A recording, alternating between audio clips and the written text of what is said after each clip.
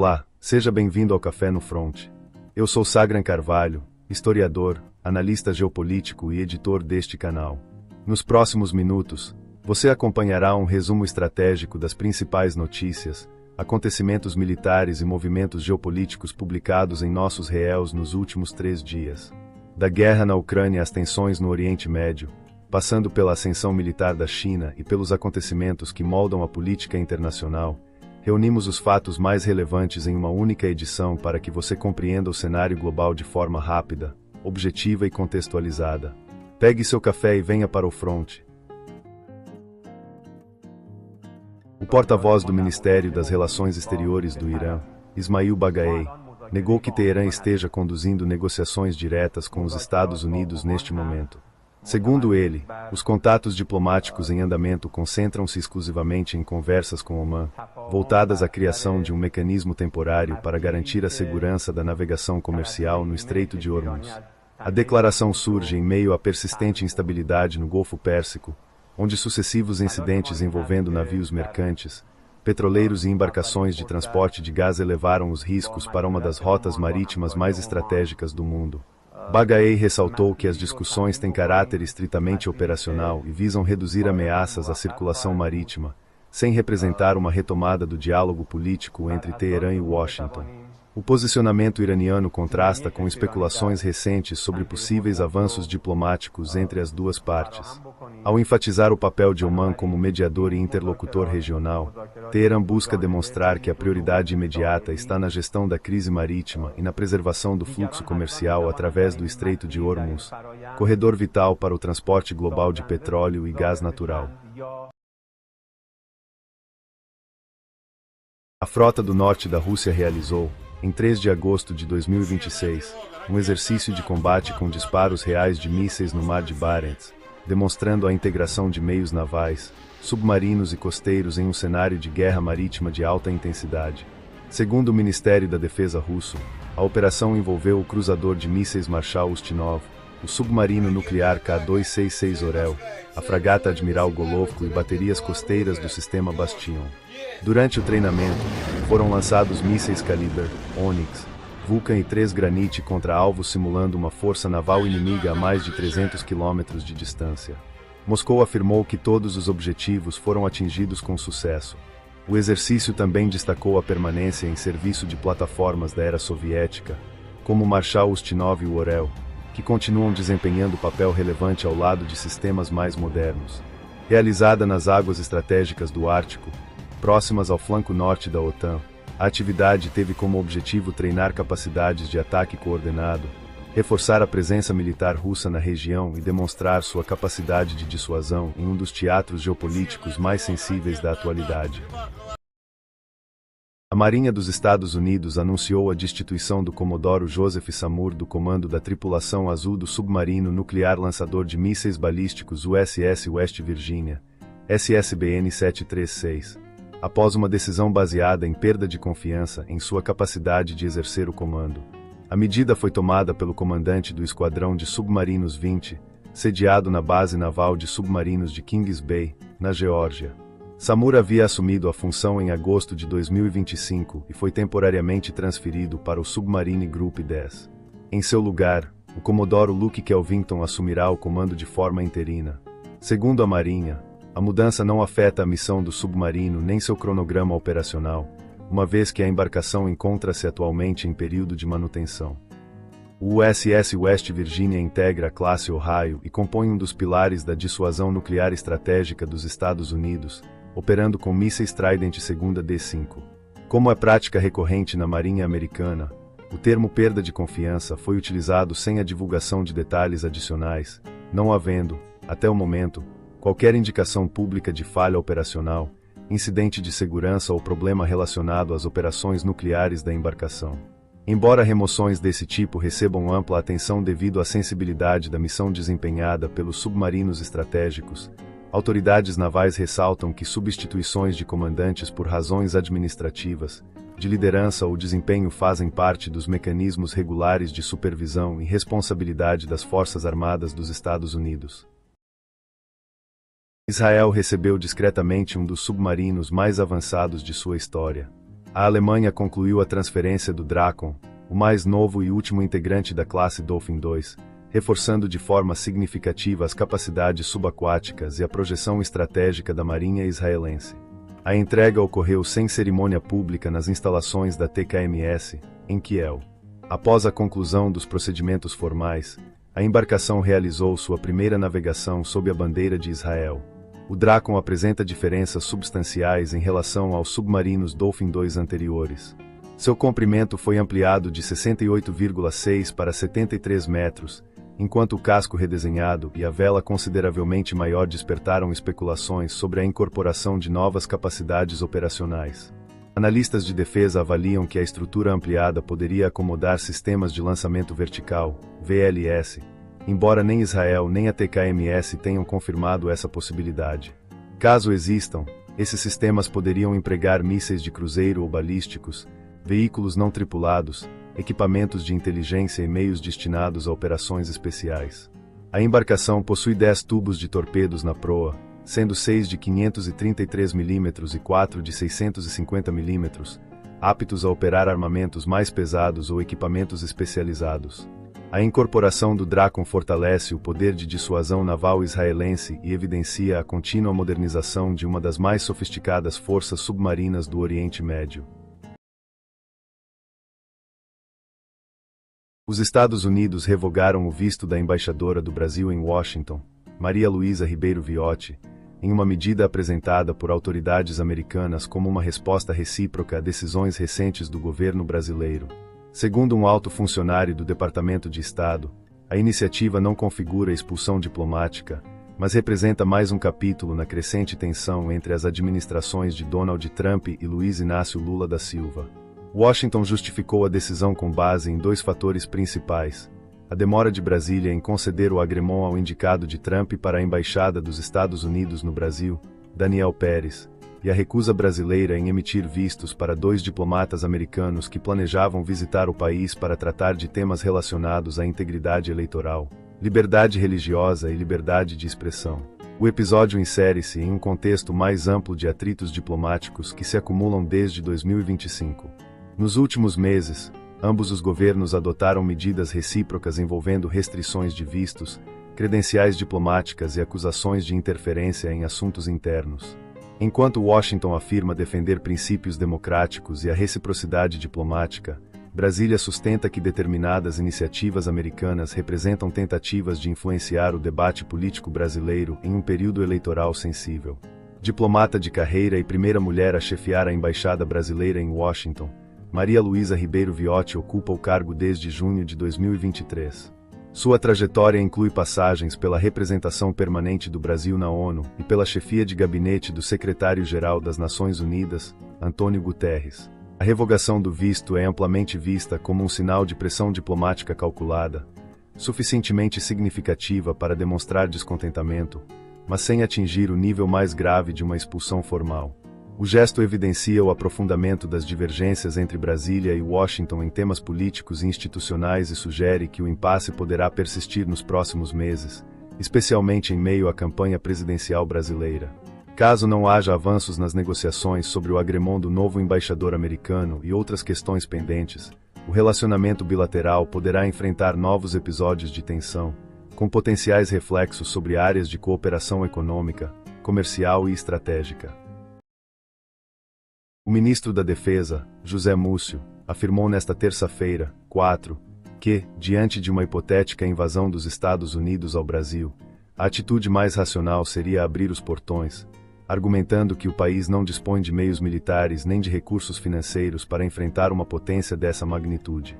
A declaração foi feita durante um evento da Confederação Nacional da Indústria, CNI, em Brasília, no contexto de uma defesa por maior previsibilidade e ampliação dos investimentos destinados às Forças Armadas. Ao recorrer ao exemplo, Múcio buscou ilustrar a profunda assimetria de capacidades entre o Brasil e os Estados Unidos, ressaltando que o orçamento brasileiro de defesa permanece limitado para sustentar programas de modernização, aquisição de equipamentos e planejamento estratégico de longo prazo. Segundo o ministro, o fortalecimento da capacidade de defesa não tem caráter ofensivo, mas constitui um instrumento de dissuasão, soberania e desenvolvimento tecnológico. A fala ganhou ampla repercussão por sua franqueza e pelo simbolismo da comparação. Enquanto críticos consideraram a formulação inadequada para um ministro da Defesa, outros a interpretaram como um reconhecimento pragmático das limitações materiais do país diante de uma superpotência militar. O episódio reacendeu o debate sobre o financiamento das Forças Armadas, a modernização dos meios de defesa e o papel da dissuasão em um cenário internacional cada vez mais marcado por rivalidades estratégicas e incertezas geopolíticas. A administração Trump ampliou significativamente os recursos de inteligência dos Estados Unidos direcionados a Cuba, em meio ao fortalecimento de uma estratégia de pressão política, econômica e diplomática sobre o governo de Havana.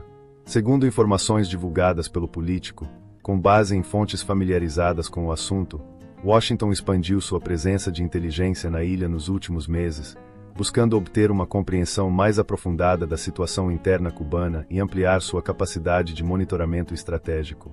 De acordo com o relatório, o reforço poderá sustentar diferentes opções futuras, desde operações de inteligência mais abrangentes até o desenvolvimento de planos de contingência de caráter militar.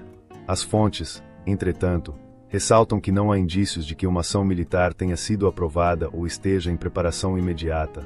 Parte desse aumento de atividade também tem sido observada por meio de dados de rastreamento de voos de código aberto. Nos últimos meses, aeronaves RC-135 Rivet Joint da Força Aérea dos Estados Unidos e drones MQ-4C Triton da Marinha intensificaram missões de coleta de inteligência de sinais, SIGINT, e vigilância de alta altitude nas proximidades do espaço aéreo cubano. Analistas interpretam essas operações como parte de um esforço mais amplo para ampliar a consciência situacional sobre a ilha, monitorar atividades militares e acompanhar potenciais movimentações de atores externos. A iniciativa ocorre paralelamente a uma campanha mais ampla da Casa Branca, que inclui restrições energéticas, sanções econômicas, pressão diplomática e medidas legais direcionadas ao governo cubano. O secretário de Estado Marco Rubio transformou Cuba em uma das principais prioridades da política externa americana, defendendo mudanças estruturais no regime de Havana. Embora autoridades americanas continuem afirmando que a diplomacia permanece como a opção preferencial, o aumento das atividades de inteligência evidencia a crescente atenção estratégica dedicada à ilha.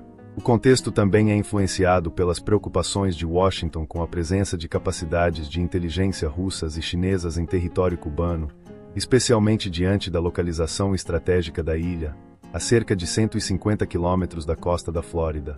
Nesse cenário, a ampliação da coleta de informações é vista como parte de uma política de pressão multifacetada destinada a aumentar a influência americana sobre os rumos políticos e estratégicos de Cuba, sem indicar, até o momento, uma escalada militar iminente. O secretário de Estado dos Estados Unidos, Marco Rubio, e o chanceler do Paraguai, Rubem Ramírez Lescano, assinaram em Washington um memorando de entendimento sobre cooperação estratégica nuclear civil, marcando um novo passo no aprofundamento das relações bilaterais. A cerimônia contou também com a presença do vice-presidente paraguaio, Pedro Aliana, e ocorre em meio aos esforços da administração Trump para fortalecer parcerias estratégicas na América Latina. O acordo tem como foco o uso pacífico da energia nuclear, promovendo cooperação tecnológica, intercâmbio de conhecimento e desenvolvimento de capacidades sob os padrões de segurança e não proliferação da Agência Internacional de Energia Atômica. A iniciativa poderá apoiar futuras pesquisas, formação de especialistas e projetos relacionados à geração de energia nuclear civil. Para o Paraguai, cuja matriz elétrica é amplamente baseada em hidrelétricas, a parceria representa uma oportunidade de diversificar fontes energéticas e explorar tecnologias emergentes, como os reatores modulares de pequeno porte. Para Washington, o entendimento reforça a presença estratégica dos Estados Unidos na América do Sul, amplia laços com um de seus parceiros mais próximos na região e consolida mecanismos de cooperação que transcendem ciclos políticos e mudanças de governo. Embora o memorando não represente a implementação imediata de projetos nucleares, ele estabelece as bases institucionais para uma cooperação de longo prazo, voltada ao desenvolvimento tecnológico, à segurança energética e ao fortalecimento das relações entre os dois países. Os gastos militares da União Europeia deverão alcançar 454 bilhões de euros em 2026, consolidando uma das maiores expansões de defesa desde o fim da Guerra Fria.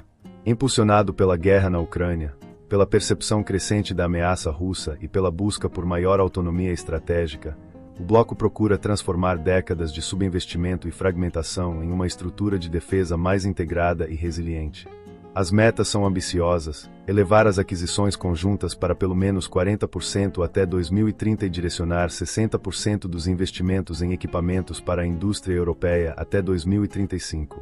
O objetivo é fortalecer a base industrial de defesa do continente, acelerar a produção de sistemas militares e reduzir a dependência de fornecedores externos. Apesar do avanço expressivo dos investimentos, o principal desafio permanece. Recursos financeiros, por si só, não garantem capacidade militar efetiva. A Europa ainda enfrenta limitações industriais, divergências políticas entre Estados-membros, escassez de mão de obra especializada e dificuldades de coordenação estratégica. O verdadeiro teste não será o volume de euros investidos, mas a capacidade de converter esses recursos em forças armadas mais integradas, prontas e capazes de responder aos desafios de segurança da próxima década. A inteligência militar ucraniana afirma que a Coreia do Norte iniciou o deslocamento de uma unidade de mísseis para o oeste da Rússia, ampliando o nível de cooperação militar entre Moscou e Pyongyang. Segundo as informações divulgadas, cerca de 90 militares norte-coreanos seriam integrados à 112ª Brigada de Mísseis russa, na região de Voronezh, próxima à fronteira ucraniana, com a expectativa de operar ou apoiar uma força equipada com até 120 mísseis balísticos KN-23 e KN-24, além de 6 lançadores. Embora não haja confirmação independente por parte da Rússia ou da Coreia do Norte, a alegação se insere em um padrão crescente de colaboração estratégica entre os dois países, que já inclui o fornecimento de grandes volumes de munições, sistemas de artilharia e mísseis balísticos. Caso confirmada, a medida reforçaria a capacidade russa de sustentar ataques de longo alcance contra a Ucrânia, ao mesmo tempo em que proporcionaria a Pyongyang acesso à experiência operacional, dados de combate e oportunidades para aperfeiçoar seus sistemas de armas em condições reais de guerra. O Irã e Omã alcançaram um entendimento preliminar sobre os parâmetros geográficos de uma nova rota de navegação no Estreito de Hormuz, uma das passagens marítimas mais estratégicas do planeta. A informação foi confirmada pelo porta-voz do Ministério dos Negócios Estrangeiros iraniano, Esmail Bagaei, que classificou as negociações como produtivas e afirmou que um anúncio conjunto está em fase final de elaboração. O avanço representa um passo importante para a gestão do tráfego marítimo após meses de instabilidade provocados pelo conflito regional iniciado em 2026. No entanto, Teherã enfatiza que o entendimento técnico não significa a reabertura plena do estreito, cuja normalização continua condicionada a fatores políticos e de segurança mais amplos. Por onde transita cerca de 1/5 do petróleo comercializado mundialmente, Hormuz permanece no centro das disputas estratégicas do Oriente Médio. Caso o acordo avance, poderá facilitar a retomada gradual do tráfego comercial, reduzir custos de seguro marítimo e contribuir para maior estabilidade nos mercados globais de energia. Ainda assim, divergências sobre soberania, liberdade de navegação e o papel de potências externas continuam a influenciar o futuro da principal artéria energética do mundo. A China realizou mais um passo relevante em seu programa espacial comercial ao lançar com sucesso 2 satélites de observação da Terra equipados com sistemas de inteligência artificial embarcada. A missão foi conduzida a partir de uma plataforma marítima no Mar Amarelo pelo foguete Smart Dragon 3, reforçando a crescente capacidade chinesa de lançamentos orbitais a partir do mar. Os satélites combinam sensores hiperespectrais de alta precisão com processamento de dados em órbita, permitindo identificar padrões ambientais, agrícolas e minerais em tempo quase real. Em vez de transmitir grandes volumes de imagens brutas para estações terrestres, os sistemas analisam e selecionam informações relevantes diretamente no espaço, reduzindo significativamente o tempo de resposta. Além das aplicações em agricultura, recursos naturais e monitoramento ambiental, o projeto fortalece a cooperação tecnológica da China com países da Ásia Central e do Sudeste Asiático. O lançamento também evidencia a estratégia chinesa de expandir sua presença na economia espacial, integrando inteligência artificial, observação da Terra e parcerias internacionais em uma única arquitetura tecnológica. A China divulgou pela primeira vez imagens oficiais de um bombardeiro estratégico Xi'an H-6N transportando um míssil balístico lançado do RJL-1, em uma demonstração que marca a apresentação pública mais clara de sua capacidade de ataque nuclear aéreo. O voo ocorreu com escolta de 2 caças furtivos J-20 e integrou um exercício mais amplo de operações conjuntas apresentado pela mídia estatal chinesa. Embora tanto o H-6N quanto o JL-1 já fossem conhecidos por analistas militares, a exibição oficial representa um importante sinal político e estratégico. O sistema fortalece o componente aéreo da tríade nuclear chinesa, ampliando a flexibilidade da dissuasão de Pequim e tornando mais complexos os cálculos de potenciais adversários no Indo-Pacífico. A iniciativa reflete a acelerada modernização das forças nucleares chinesas e reforça a mensagem de que Pequim busca consolidar uma capacidade de resposta mais diversificada, móvel e resiliente em um ambiente de crescente competição estratégica global. Chegamos ao final de mais uma edição do Café no Front. Obrigado por acompanhar nosso trabalho e dedicar parte do seu tempo para entender os acontecimentos que estão moldando o mundo. Se você gostou deste conteúdo, inscreva-se no canal, ative o sino das notificações e deixe seu comentário. Sua participação ajuda o canal a crescer e fortalece a produção de conteúdo independente sobre história, geopolítica e assuntos militares. Compartilhe este vídeo com amigos e familiares interessados em política internacional e defesa. E não deixe de seguir o Café no Front nas demais redes sociais. Todos os links estão na descrição. Nos vemos na próxima edição. Um grande abraço e até o próximo Café no Front.